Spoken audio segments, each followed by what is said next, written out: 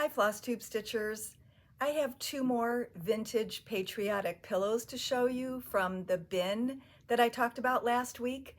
I looked through my seasonal decorating photos on my iPad, and none of the pillows that were in that bin have appeared since I started taking pictures.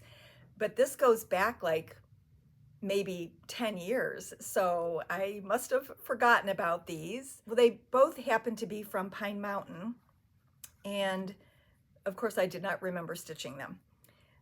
That happens a lot, right?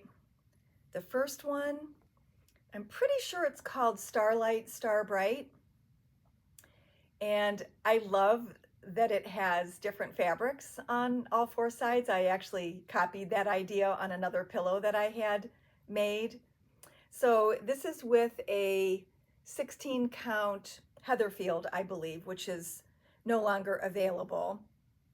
And it's a pre-finished pillow sham. It's, it's just serged on the edges, and you just tuck it under. It doesn't have to be, a perfect finish.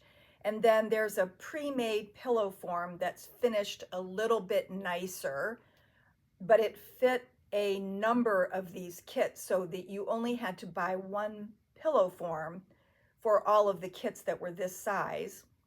And then the ribbon on the side was already sewn on for you. So it was just a little bit fussy, to get to the stitching, but it was fine. I mean, you probably couldn't use a hoop or anything, but the fabric was easy enough to work on. So anyway, that was a cute one. And then during the course of cleaning out another couple boxes from my craft room, I actually found the chart for this one because I thought it was a Pine Mountain. It had to be a Pine Mountain just by virtue of what it is and how it's made. But I actually found the chart with maybe some leftover floss, and it confirmed what I already thought. So it's called American Star, and they had a series called the Alphabet Edge Sampler. I don't remember any of the other ones. Apparently the patriotic one is the only one that I have. And this was on 14 count Hearthstone. So this is an open-ended, sham, like a small pillowcase. And according to the directions on the edge here, it was already zigzagged, and it just told you to fringe 3 or 4 rows to get a cute little, countryish effect. I guess I'll cover up my face here. So that's the design, and it came with a cute little button and all the floss to make it. And my tip is that if you are not an accomplished seamstress, it's much easier to do an open-ended thing like this and do your own pillow or find a pillow form at one of the craft stores that fits, and it doesn't have to be perfect. So I just thought it's something to think about. But anyway, you could do it yourself if you have some sewing skills, but maybe don't feel like you want to fuss with all the perfect corners. All right, so that's my vintage. Then if you follow me on Facebook and Instagram, you already know that Monday's new start became Tuesday's whip and Wednesday's almost finish. And I kind of cheated in the photo because I tucked all the extra fabric underneath, and I also tucked the ends of the ribbon under the chart so that you couldn't tell it wasn't completely finished. My intentions were to fully finish it by today, but then I thought maybe seeing the backside would be helpful. I watched a ton of videos for the first couple days of this week with the idea that I was going to finish the pillow this way. So the design is from Land That I Love by Bent Creek. And let's see, I folded it back up. I know I said it on my social media posting. I think it was a 2008 chart originally, and they reprinted it in 2022. Anyway, the design was the eagle. It looks nice and bold in color. I think it was 32 count with 2 strands. And I chose to do it with only 1 strand. And I like the soft, delicate look of it. it, when I showed it on Facebook and Instagram with them both in the same picture, it was very obvious that mine was a more prim. I used pretty much the same color palette, but with only one strand. It doesn't show up as bold. And in my defense, I thought I was stitching on 36 count, and I realized after the first couple rows that it was probably 32. And when I measured it, it was, but I kept going and it was fine. I just had it mismarked in my stash. So anyway, this is what it looks like. I covered a 5-inch wooden hoop with rayon ribbon from Lady Dot Creates, and the color is Grubby Gate. And I only had one package, which is why I haven't finished the bow, because I fussed with the bow about 20 times, and I really think I can cut it in half and have enough for the bow, and the other half can be used for something else. But I'm afraid to cut it until I know exactly how I'm going to do the bow, so I just kind of left the ends hanging. I really wanted to do a double bow, and I watched several videos on how to do it, but it doesn't look the same when you have the ribbon already attached to the screw at the top of the hoop. So I think what I'm gonna do is make the double bow separately and then use a smaller piece of the ribbon to make the nice loop and attach it to the screw that way. And I'm not going to do that until I finish the back of this. I also watched a number of hoop finishing videos. I know I have watched them before, but since I was ready to work on it, I decided it was time to watch them again. And I'm glad I did, because one of them reminded me that it was a good idea to put something behind your stitching on the backside, whether it's going to show or not, just to hide the stitching and have it be a little more professional so that light wouldn't show through. And there are so many ways of finishing the back of the hoop. Some do not require you to put a heavier fabric on the back. And so this, no matter how you finish it, this will prevent light from shining through and it'll make the front look better. So this is just a really fine, I'm not even sure what I bought it for. It's almost like a really fine lining fabric. But anyway, it was the perfect thickness because it was really thin and you're already going to leave, you know, 2 pieces of fabric in the hoop. So then the last video I watched said that you're supposed to, you know, trim this into a circle and do your stitch through and draw it closed. Okay, well, the last video I watched, they trimmed the inner fabric all the way to the edge of the hoop so that you only had one layer to fuss with. Now, you know me, I'm a little scared to do that, but I think I might trim it to maybe 1 inch, and then this will be a little bit bigger than that. And then when I do I'm trying to think of what they called that stitch. It's just a running stitch around the backside. It will only be going through the cross stitch fabric and not the other fabric, which I think would be easier to pull. If you wanted to leave both fabrics, you would almost have to pull them separately just to make sure that it worked properly, because I think it would be too thick. So anyway, I have the back of that to do. And then I think I'm going to finish it with a piece of wool, but I wasn't really happy with my choices at home, and I thought I would check here and, you know, maybe just check the next time I go to a store to see if they have something better. It's not, I could just use Thermolam or something on the back. It's no big deal. Nobody's really going to see it. So I may just use, you know, something that I have. But the wool that I had seemed thick, and I thought that I wanted to use something a little lighter, maybe a wool felt instead of the wool itself. So it was almost finished, and I stitched it in 2 nights. So that was pretty fun. Oh, the other thing I wanted to show you, let me get that ribbon out of the way. This was my absolute first time doing a pin stitch, and I did the eye. Now, there is back stitching above the eye that was intentional, that was part of the pattern, but the X for the eye was done with a pin stitch. And I figured since I was the one stretching it and not the professional framer, I know I wanted to get it nice and tight, but I didn't think I would, you know, get it out of shape. And I just crossed my fingers that that pin stitch wasn't going to come out. And I was very happy. You can see that there was just no place to wind that dark thread. So it was the perfect time to try a pin stitch. All right, then I finished Patriotic Quaker by Primrose Cottage Stitches, and we had already picked out a frame for it, so I left it with Bonnie yesterday, so I don't have that to show you. Then on Thursday and Friday, Thursday was when I finished Patriotic Quaker, and then Friday and Saturday I worked on, let's see, I'll show you the whole thing, Liberty Pillow by Tiny Modernist, and I'm doing it on 32 count platinum. Yes, 32 count Lugana in platinum. She actually did not say what she did hers on, but I thought it kind of looked like it.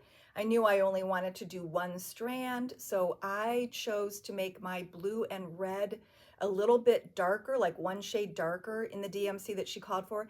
And then I chose bright white instead of plain white, just to make sure that the white popped. And last week I had gotten the word Liberty and the flag done. And this week on Friday night, I got the house. There's a fence that goes partway in front of the window and next to the door, which is why it looks like the house isn't finished, but it is. I did the house and just a few rows of the green grass. And then the next night I finished the grass and added the flowers because I had saved the end of the red there, thinking that I could carry the thread. And surprisingly, you can't see. I was going to do each flower separately, but you actually can't see where it's carried. So I'm fine with that. I was going to make the green all one shade darker because there's 3 shades. There's 2 shades over here and it's every other row. It's hard to see on the picture with the shininess of the paper. But when I looked at the DMC color card, the darker colors got really dark.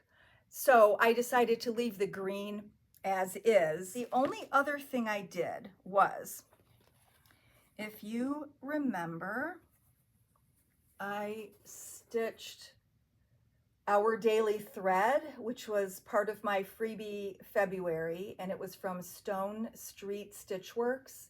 You can see the basting lines I put there because I had the idea to add buttons. I think I might have said that when I was stitching it. I took some pictures and then I showed my husband. I asked him to vote on which version he liked.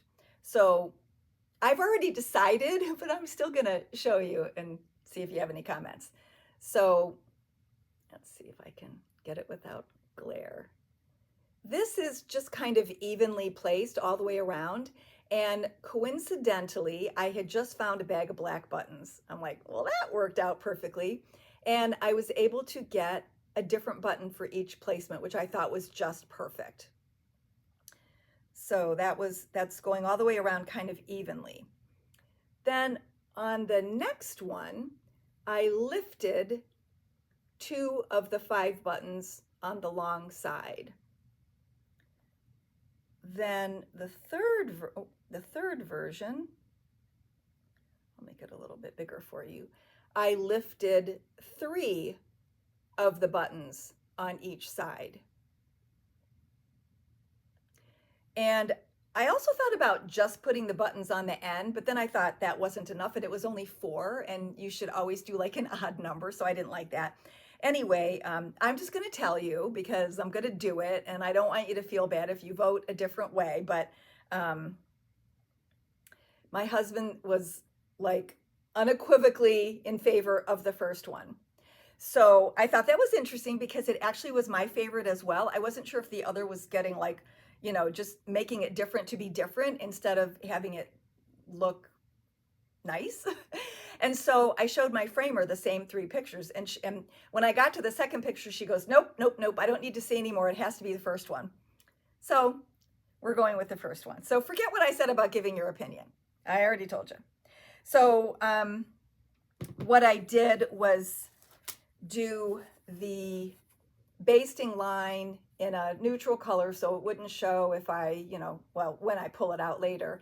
And it's going to show me where to place the holes of the buttons so that it's not like the top of each button is going to the same place. They're going to be positioned on the same place. So I thought that would be helpful. So I'm hoping to find some time to sit at a table, watch FlossTube, I guess, and sew the buttons on so I can turn this one in next week.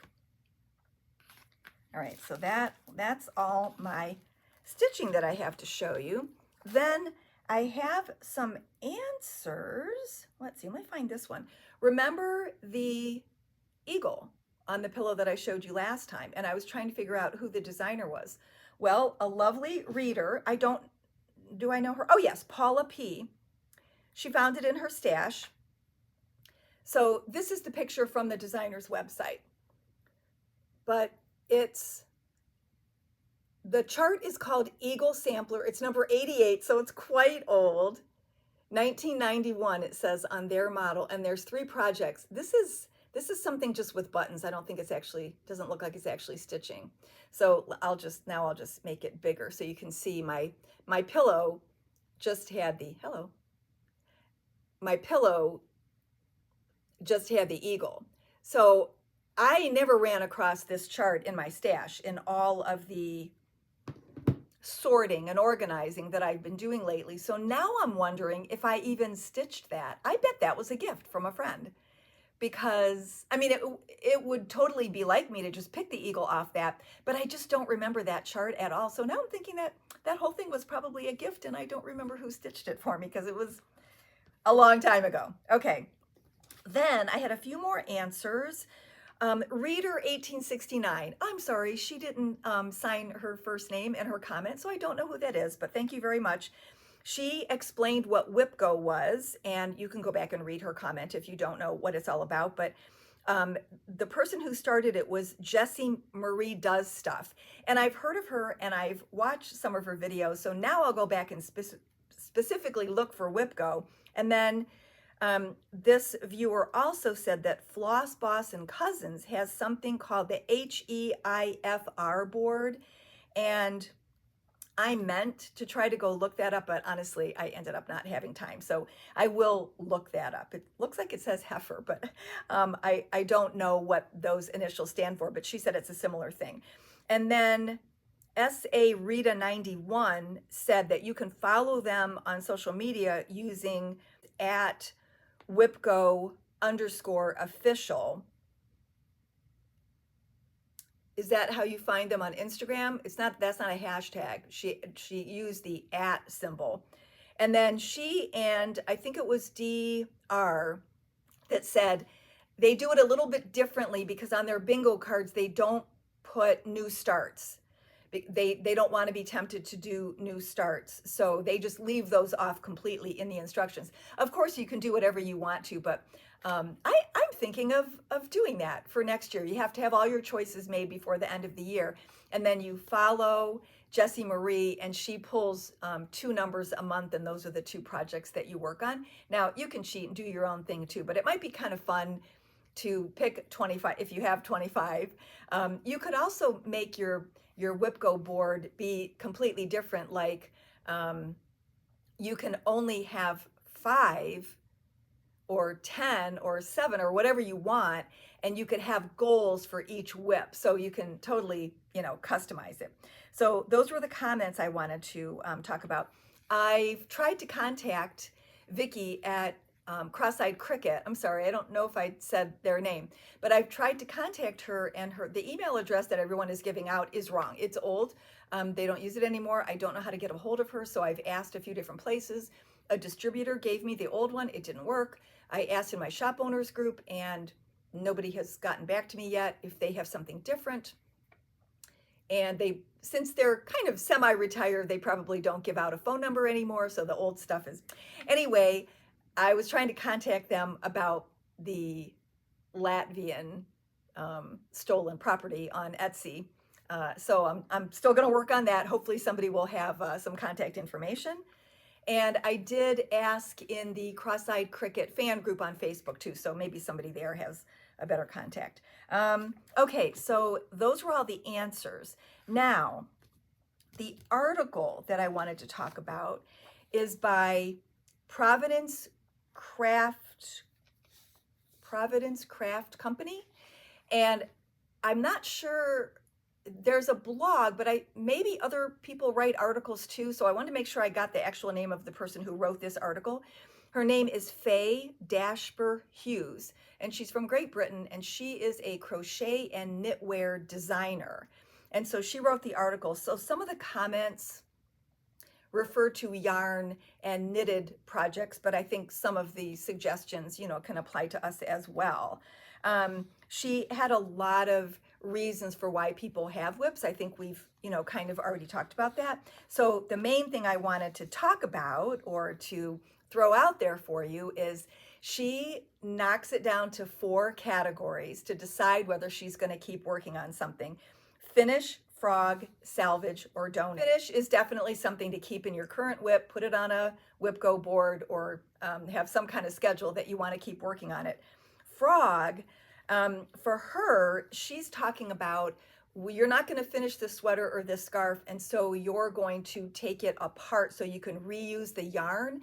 Now, if we frogged our pieces, we would not want to be reusing our floss. So in our case, frog would be you put a project aside because you found a mistake and you just don't have the heart or the will or the energy that particular day or week or month to take that out and redo it. It's kind of discouraging, and it's more fun to just start something new. So I did think this was interesting though. She said, if you're having problems frogging your project because the yarn is very toothy, I don't know what that means, then pop it into a Ziploc bag, seal it, and place it in the freezer for 20 minutes. This smooths the yarn just enough and makes it easier to undo your crochet or knitting project. And if you're frogging a big project, you might have to do it several times. Any of you knit or crochet? Have you ever done that? It sounds fascinating, but it doesn't work for our cross stitch. So I've always told myself and told customers, don't put a project aside with the mistake still there. At least frog the mistake. And you don't want to leave your needle right there, which is the biggest mistake that people make. They leave the needle right where the mistake is. It's ostensibly to show them the mistake and that they have to frog it, but that can lead to trouble over time, rusting. And anyway, I know that's the part that you don't feel like doing, but put frog as a place on your WIP Go board, or Monday's leftovers, go with frogging your cross stitch. Set aside a specific time to do that, because when you go back to it months or years later, sometimes you forget that's why you put it aside, or you can't actually find the mistake. It's easier to do it when it's fresh in your mind. So anyway, that's the only thing I'm going to say about frogging, because it's not a terribly interesting topic, and we don't even like to admit that we have to do that, and it's just not fun. But I just thought her version of frogging was a little bit different from ours. Okay, then salvage. Can you make it into something else without finishing it? Yes, you can. So in her world, she says, could a blanket just be a smaller cover for the end of your bed, or a lap blanket? You don't have to finish it the size it was supposed to be. That jumper or sweater that you had so much passion for, could you make it into a cushion cover? You could make sleeves into a draft roll for your door or window. She said that's going a little far, but it was just something that came to her mind. You could also do other things like if you were a knitter, crocheter, quilter, you could take blocks that aren't even supposed to go together and make yourself a crazy quilt, a crazy lap blanket, something like that. You could also do something like that for charity. And then I wanted to talk about two things that I've seen done extremely well. One is Two Charming Chicks, and the lady Diane was half of the partnership of Needle Love Company, who designed cross stitch and wool projects years ago. And she takes stitching and she makes them into necklaces. She does a lot of other things into necklaces too. But if you follow her on Facebook or Instagram, it's Chix, Chix. If you look there, she will show you lots of things that are stitching. I think somebody might be stitching little things for her, but she's also salvaged. Even if it's part of a handkerchief, you know, it could be embroidery as opposed to cross stitching. But you can take a part of something and do something else. The other thing that I've shared as a Tuesday's tip, I don't remember when it was, a year ago, but it was somebody who took pieces like that that weren't going to be finished and made them into pin cushions. If you make it into a pillow or something else, or frame it with a round or oval mat, or do something like that, that it's not as obvious that the whole picture wasn't stitched. Whoever's looking at it, unless they're perfectly you know, in tune with the cross stitch world and know exactly what all the charts are supposed to look like, nobody's going to know. So then the last part is donate. And the thing about what I found out about donating is that most of the places say they only want complete kits, but in her world, she was talking about donating a partially finished item. And she said, ask at each charity place and see if they will take it. The other thing you could do is, if you have a project that you're no longer interested in, but you don't want to throw it away, if you're on social media or in a fan group that's a specific category, like, you know, patriotic or a certain designer or samplers, you could just, you know, put a post in there saying, hey, I'm not going to do this. Is anyone interested? I'm sure I've seen people do that. And you either send it to them on your dime just to get rid of it so you don't have guilt anymore, or the other person can, you know, offer to pay a reasonable amount of shipping to get it if they were really interested in it. The only drawback is that you don't necessarily have the same tension as the person who started it, and so it may not look the same. But do we really care about that, or do we care more about enjoying the project when it's finished? So that's just, you know, something to think about. Okay, so finish, frog, salvage, or donate. When you're looking at something, don't put it aside to make the decision later. Like, let's just make it, I'm talking to myself too, people, right? Make a decision right now and have 4 places that you put things. And I've already started. I have a bin that I cleaned out, and it now has everything that I intend on finishing. So that way I can separate it a little bit further into themes, so that going forward to the rest of the year, I know that this month I'm going to work on bee projects, this month I'm working on Halloween, and those are the projects that I want to be working on. It doesn't include new starts. It's only whips in that bin for me. If I missed anything, I'll try to touch base on it next time or put it in the notes, but I think I'll stop talking about that right now. Okay, I'll just show you a new shop model, and that leads me into my story. So this design is called Turkey Time from Linda at Erica Michaels, and Marlene Oleniak recently had this framed. And this was originally, well, part of this was a free chart, and I worked on it a couple years ago. I think the free chart was 2018, and I wasn't thinking I was going to show this today, so I didn't bring mine. But the free chart had the turkey, and then it said Turkey Time, and it had the word gobble over 4 times. So on the new chart, she has changed it to Thanksgiving and put some autumn leaves and acorns there. And there's also another project on the chart that's a strawberry finish. That's a modified version of it. So Marlene used the buttons in different places because she wasn't going to do the strawberry. So if you're lucky enough to still be able to find the link to the free chart, you can look for that. But again, she put it out as a chart for sale now, so I can't give away the free chart anymore. Okay, so that's that.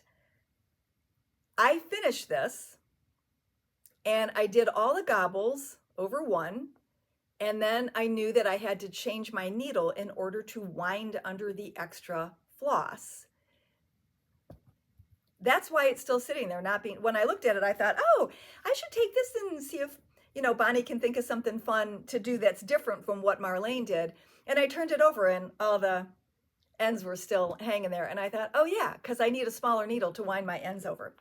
Now, isn't that ridiculous? But you know, that's what happens. So that's on the agenda to finish. I'm going to get a smaller needle, and I'm going to take all of the things that I need to do with the smaller needle and put them in one place so that I can finish them. Okay, so that was our new shop model. So last week I offered Spooky Halloween bell pull or any of the other bell pulls. I think there's 6 other ones. So the winner of this is Phyllis Wakefield, and she is one of my local stitchers. So I already contacted her, and she'll have her choice of any of those. And if I don't have it in stock, I'll order it for her.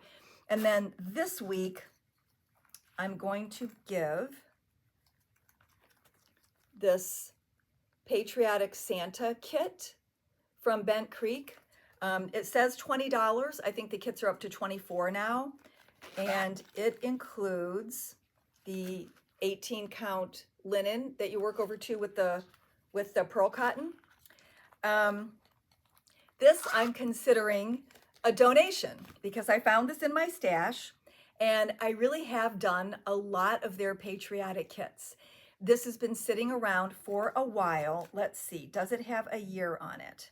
This part doesn't. The chart inside might, but I've had it for a long time and I haven't stitched it yet. And am I really going to do it? So I'm going to give it away. That's my donation. So I'm trying to go through everything and make a decision. So all you have to do is put Santa in whatever comment you decide to make for this video.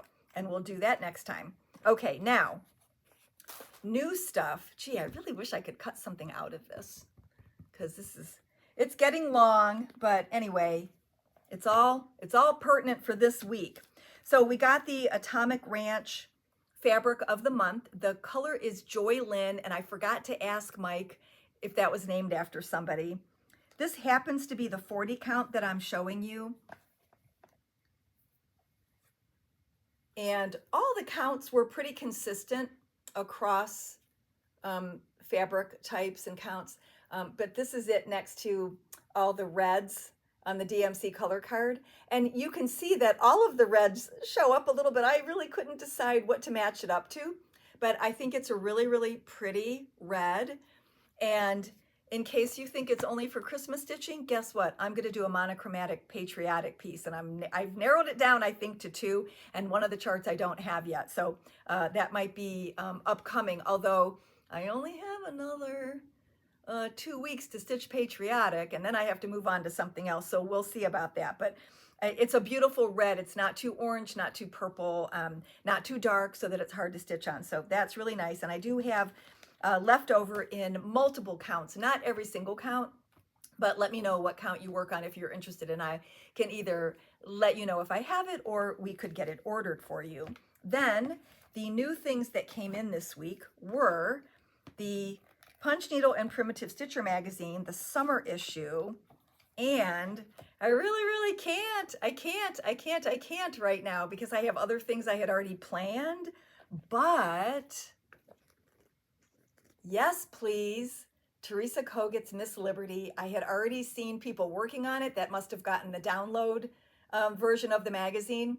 I love everything about this. I love the eagle. I love the long skinny flag. I love the fact that 1776 is in 2 colors. The flower's really cool. Her dress is pretty. Oh my gosh. I love all of it. I have magazines. she'll probably come out with it eventually in chart form if you don't want the whole magazine. But this is going to go on my list, but I may not work on it this month. I may stay true to my original plans. And then we got the automatic from Stitching with the Housewives. She had a new Christmas one, Believe in the Magic. So in case you're participating in Jolly July, you can have a new Christmas piece to work on from them. And then their monthly weigh-in.